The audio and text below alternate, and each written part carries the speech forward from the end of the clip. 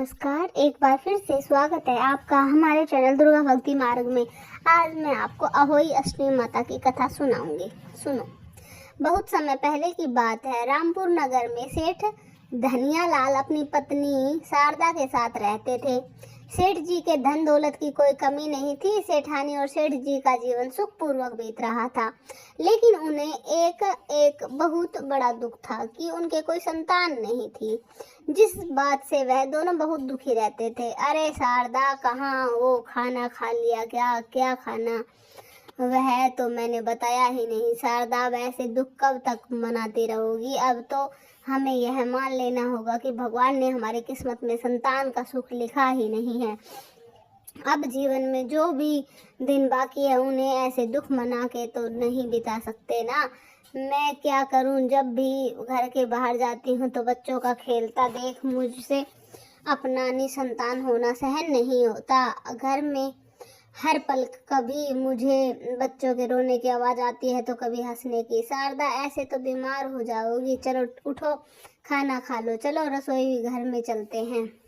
दिन भर सेठ जी और सेठानी का दुख बढ़ता जा रहा था। धीरे धीरे उनकी सारी धन संपत्ति समाप्त हो गई। क्या बात है, आज आप खेतों पर नहीं जा रहे? क्या करूँगा खेतों पर जाकर, जब इसको कोई संभालने वाला, कोई वारिस ही नहीं है। तो समय के साथ सेठ जी के खेत भी बिक गए और उनके घर में खाने पीने के को भी कुछ नहीं रहा। शारदा, हमें अपनी भूख मिटाने के लिए कुछ कमाई तो करनी ही होगी। अब इस गांव में तो मैं किसी से कुछ मांग ही नहीं सकता। कल सुबह शहर जाकर काम की कोई व्यवस्था करूँगा। जैसा आपको ठीक लगे वैसा ही कीजिए। अगले दिन सेठ जी शहर को चले जाते हैं। अब सेठानी घर में अकेले बच्चे के सुख को तरसती रहती थी। एक दिन वह घर से बाहर जाती है तो गांव के पास के मैदान में सारे बच्चों को खेलते हुए देख शारदा को बहुत खुशी मिलती है। अब वह रोजाना गांव के पास मैदान में पीपल के पेड़ के नीचे जाकर बैठ जाती है और छोटे छोटे बच्चों को देख के अपना दिल बहलाती रहती है। एक दिन शारदा मैदान में पहुंची तो देखती है कि वहां कोई बच्चा नहीं है। अरे, आज मैदान में एक भी बच्चा नहीं, कहाँ गए सभी बच्चे? हे भगवान, आपसे मेरी यह एक खुशी भी नहीं देखी गई। वह वहां बैठ के रोने लगती है। देखते ही देखता आधा दिन बीत जाता है और कोई भी बच्चा वहां नहीं आता। तो सेठानी मैदान की मिट्टी में एक बच्चे का पुतला बनाती है और उसे अपने हाथ अपने घर ले जाती है। आज से तुम्हारा नाम शम्मू होगा। मैं अभी मेरे शम्मू के लिए कुछ खाने को बनाती हूँ। अब सेठानी उस मिट्टी के पुतले को अपने बच्चे की तरह रखने लगी। गांव में सभी उस पर हंसने लगे। सेठानी तो पागल हो गई है, इस मिट्टी के पुतले को अपना बच्चा समझ रही है। हा हा हा, सब हंसते उस पर। सेठ जी तो इसे छोड़ के शहर चले गए और यह यहाँ मिट्टी का बच्चा लेकर घूम रही है।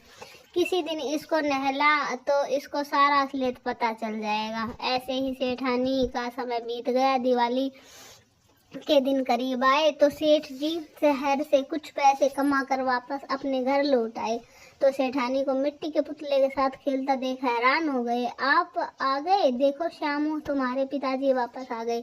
शारदा, यह सब क्या है? ये देखिए ना, यह अपना बेटा है। यह मिट्टी का पुतला हमारा बेटा कैसे हो सकता है?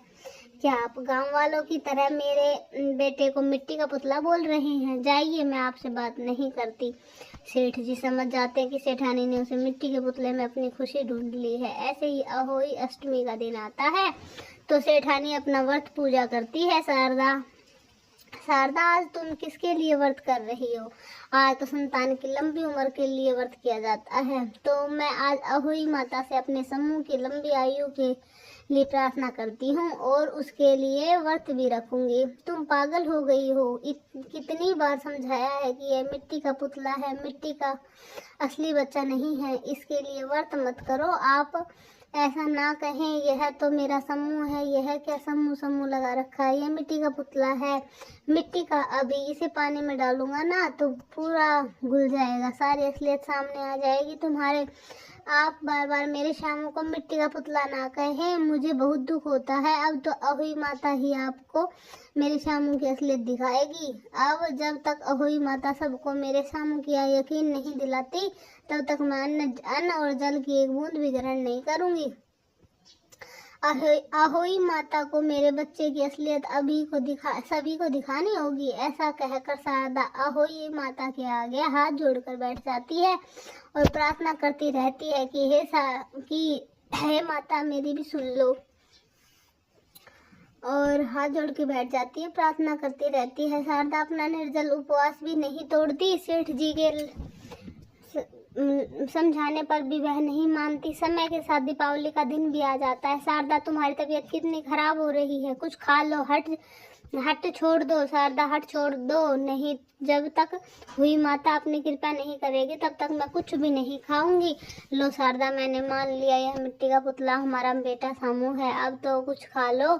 नहीं, ऐसे नहीं, अहोई माता को मेरे शामू की असलियत पूरे गांव को बतानी होगी, तब तक मैं अपना व्रत नहीं खोलूंगी। असलियत, तुम्हारे शम्मू की असलियत, चलो मैं दिखाता हूँ तुम्हारे शम्मू की क्या असलियत है।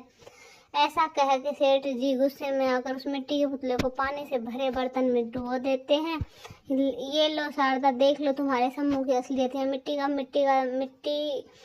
और देखो कैसे पानी में घुल गया। तभी अचानक बच्चे के रोने की आवाज आती है।